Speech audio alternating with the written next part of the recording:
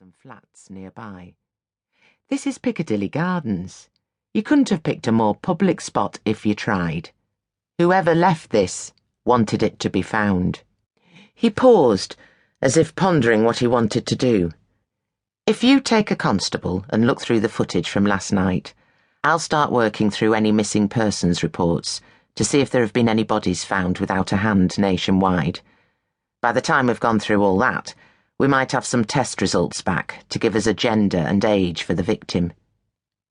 Jessica looked to the areas the inspector had pointed out. Piccadilly Gardens was one of the main meeting points in the centre of Manchester. The middle part was a mixture of grassy park areas, surrounded by benches and fountains, along with concreted and paved sections for people to walk. One side was dominated by a bus and tram station, another lined by a wide walkway and shops. Looming over the top of the area was a hotel and a road with more shops edged along the final side. Jessica looked back towards the area the hand had been found in, just underneath one of the fountains next to a bench. Unless someone had dropped it, which made some very odd assumptions about the types of thing people carried around with them, it seemed clear the hand had been left purposefully. Jessica could see at least 7 security cameras scanning the area, one of which was swivelling high on a pole, around 50 feet away from where she was standing. 3 other similar cameras were placed around the square. She knew they were linked into a set of other CCTV cameras throughout the city, the images feeding back to a central security point that was manned 24 hours a day. Most people thought the cameras were constantly watched by police officers, but the operators were a private security firm paid for by the council. As she scanned around, she could see 2 other cameras attached to the hotel and a further one high above a shop front. She figured footage from those would be kept somewhere on their respective sites. Jessica felt the warmth of the June sun on her arms and thought about spending the rest of the day indoors watching camera footage from the night before. Whoever left it could have at least picked a rainy day, she said to no one in particular. Jessica slumped back into her chair and sighed.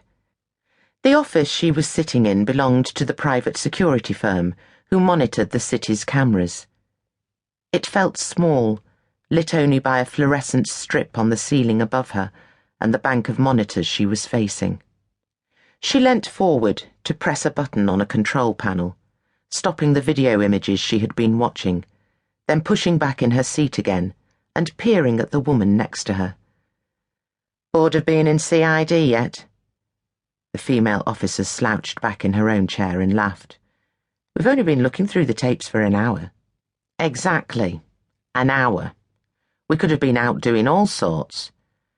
Someone with a name like yours shouldn't be stuck inside on a day like this. You should be in a rock band or something.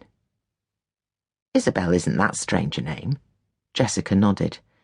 Maybe not, but Izzy sounds cool, especially Izzy Diamond. It's too good a name to be wasted on the Greater Manchester Police Force. It wasn't so cool when I was at school. Dizzy Izzy, Isabel End, Izzy a bloke, and all that. That's quite original bullying, Jessica said, trying not to sound too impressed. At my school, I just got called Damn the Man for 10 years. Detective Constable Izzy Diamond had only joined Manchester Metropolitan's Criminal Investigation Department 6 weeks before. The division's Detective Chief Inspector, John Faraday, had given up his job almost 7 months ago, but stayed on for a short while to help guide his successor into the post. The new incumbent, Jack Cole, had previously been a DI, and, with his promotion, Jason Reynolds had been elevated from Detective Sergeant to Inspector. Jessica had previously spent just over 2 years sharing an office with the then D.S. Reynolds, and the pair's relationship hadn't altered much despite his change in job. Because of the reshuffle and the fact one of their colleagues, D.C. Carrie Jones, had been killed the previous year, 2 new constables had been hired. D.C. Diamond was one of the fresh faces, and Jessica had taken it upon herself to take the new girl under her wing. There was very little between them in terms of age, with Jessica in her early 30s and the constable less than a year.